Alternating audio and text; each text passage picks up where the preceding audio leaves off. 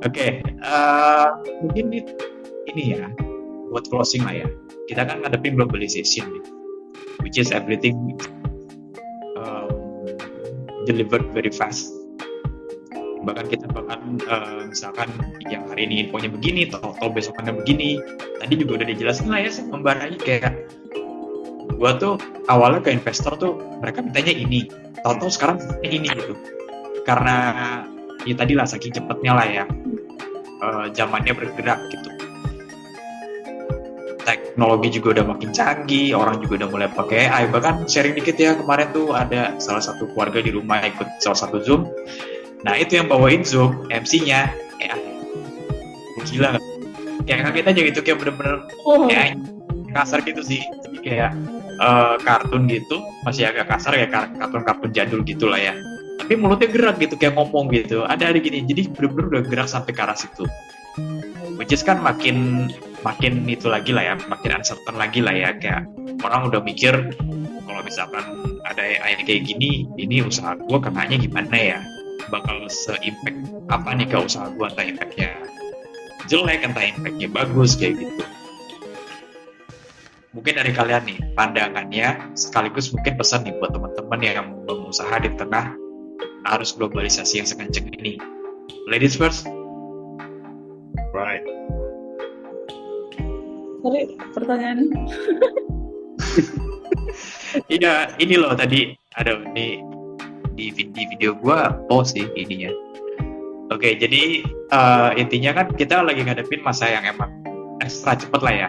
Kayak udah mulai ada AI segala macem. Bahkan tadi gue bilang keluarga gue aja ikut Zoom salah satu kegiatan itu yang bawain acara udah pakai AI. Which is kan ini makin uncertain ya, karena kan bakal banyak dana hilang, bakal ngaruh ke sana ke sini gitu. Nah buat ini nih pesan lu nih sama Paman terhadap tren ini, terus pesan lu buat mereka-mereka yang mau bikin startup, terutama yang masih newbie.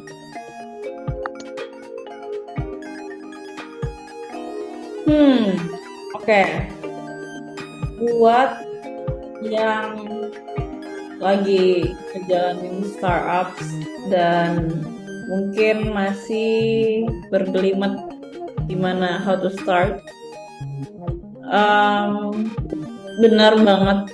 Jadi regarding AI, tuh pertama gue mau tanya dulu, video gue stop nggak sih? Soalnya di gue video kalian berdua stop. Kita jalan. Gue stop. Oh. Kayak mau kalau masih. Nah. Apa? Enggak, kita jalan kok. Baik, jalan. Videonya oke. Oke. Nah, kalau dari gue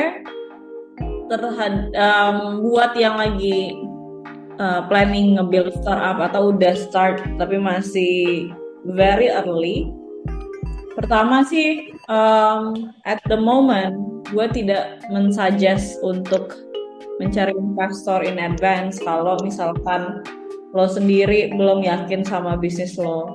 Terus kedua, kalau bisnis belum attractive enough dan traction lo belum oke, I don't suggest. Tapi bukan berarti lo harus diam di rumah terus nggak ketemu investor gitu. Menurut gue itu tetap penting, ketemu investor itu tetap penting, bukan, tapi goalsnya mungkin belajar dulu kali ya, belajar, lo cari tahu dari segi investor tuh mereka tuh demand-nya tuh seperti apa, terus mereka tuh pengen yang kayak gimana. Lo harus pelajarin juga nih si investor ini industri fokusnya tuh lagi apa.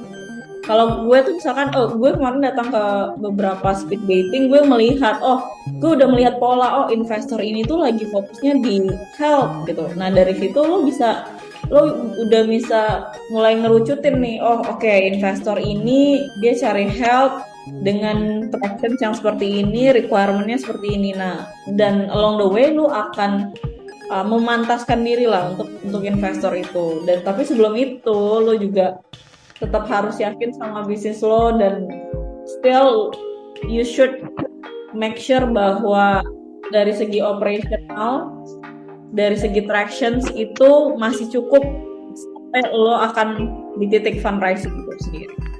Terus yang kedua, regarding AI tadi, pasti lo mau nggak mau tuh harus sangat-sangat agile dan adaptif ketika bisnis ini apakah mungkin akan digeserkan oleh teknologi atau lo berkolaborasi sama teknologi gitu loh. Ya di situ kesempatan lo dan cara berpikir lo sebagai founder itu akan diuji. Lo harus menjadi visioner, lo harus melihat tren-tren, jangan fokus di tren di Indonesia sih menurut gue.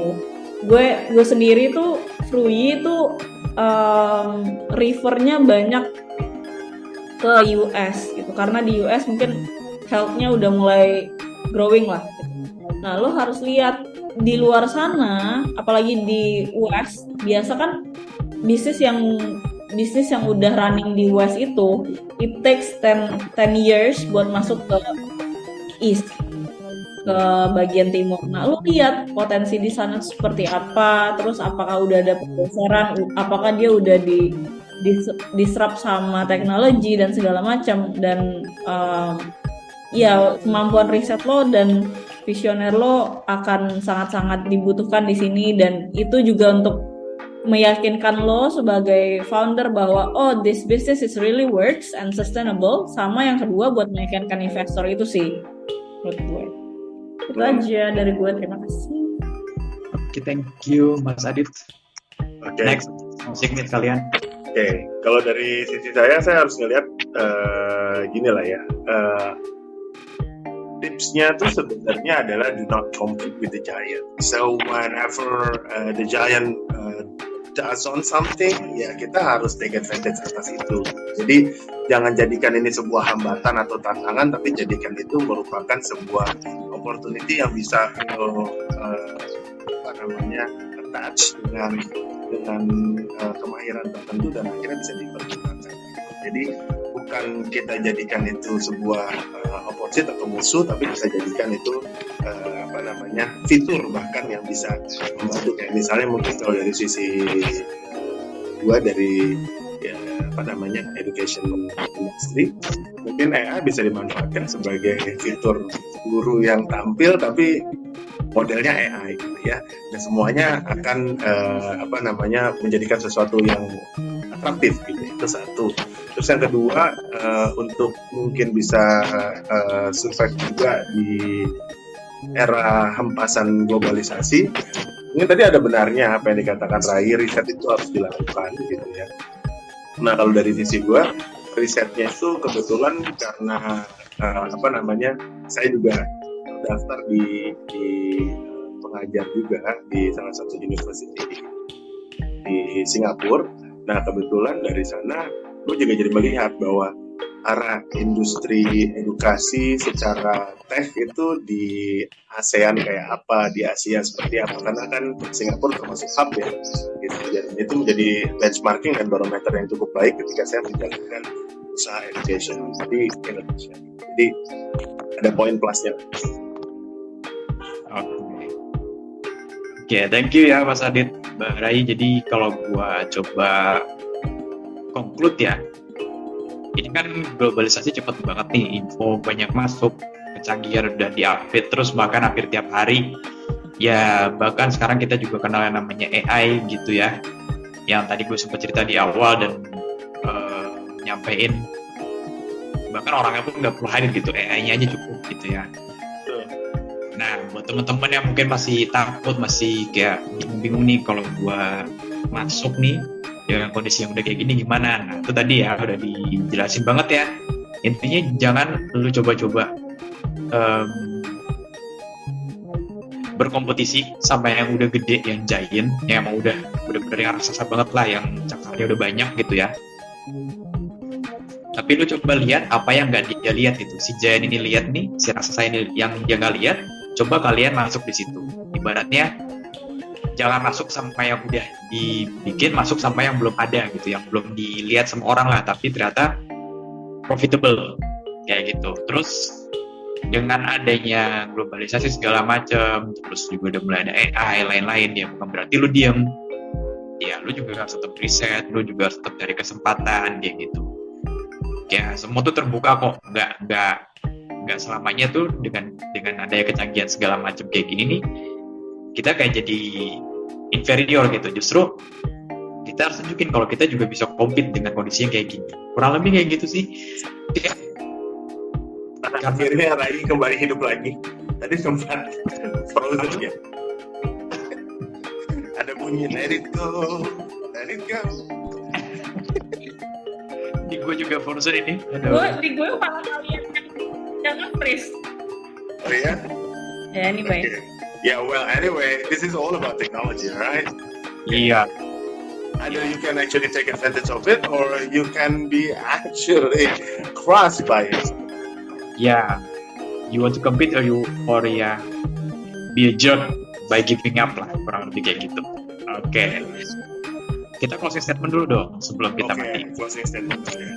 Ya, dari dua narsum nih hari ini mau closing statement apa dulu nih ke teman-teman yang baru bangun bisnis lah segala macam dengan ngadepin berbagai macam kondisi yang kita jelasin tadi. Silakan nih.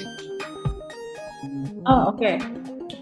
Dari gue pertama, for sure tetap semangat di tengah hempasan badai ini.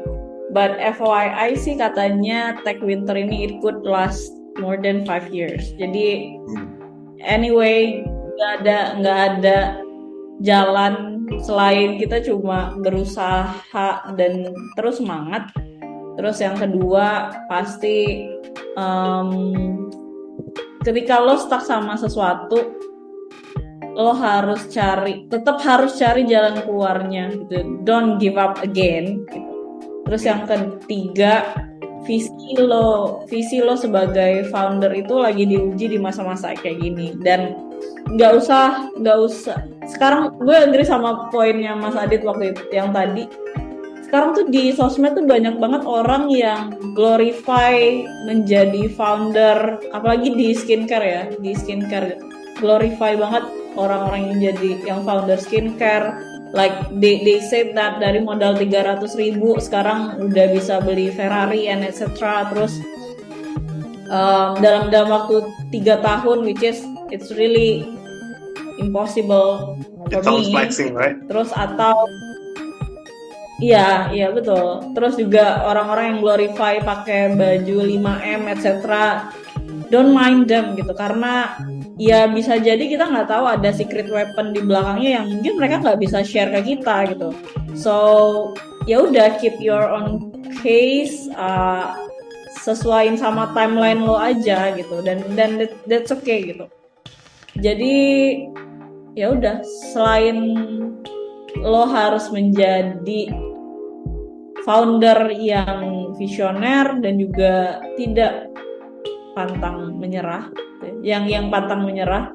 Jadi ya lo harus tetap punya pegangan sih menurut gue. Dari pegangan itu menurut gue bukan dari investor, tapi ya cuma dari diri lo sendiri menurut gue. Itu sih. Oke, lanjut Mas Adit. Ya, dari saya sih kembali kepada sebuah idioms yang ada. Kalau lo sadar diri lo perintis bukan pewaris, ya udah, move your ass. So kita harus lebih cepat beradaptasi, lebih reaktif terhadap gerakan perubahan-perubahan yang ada, dan harus lebih sensitif terhadap gempuran ini akan bertahan berapa lama dan segala macam. Jadi kembali lagi, ingat diri Anda adalah perintis bukan pewaris, maka ayo segera buat bentuk semangat yang lebih tinggi lagi dan lebih berpikir maju ke depan, bukannya hanya ya cuma ini yang gue bisa gitu. I think everybody has their potential, but they don't know how to dig out their potential. Oke, super sekali ya, Golden Ways, ya nggak sih? Tapi belum Super Mario kok. Oke, thank you Mas Adit, thank you Mbak Rai sama Bang Fajar udah duluan ya. Ini ya itu dia rangkuman episode pertama kita hari ini. Semoga kalian nonton jadi kebuka lagi, insight kalian nambah lagi ya, terutama yang mau bikin bisnis atau mau gedein bisnisnya lagi. Kayak gitu. Kita akan balik lagi di video selanjutnya. So don't forget to like and subscribe, and also share this video to all your friends, all the entrepreneurs, all the founders, so they know how they should grow up, how they should upgrade themselves, kayak gitu ya. Oke, sampai ketemu di video selanjutnya. See you all.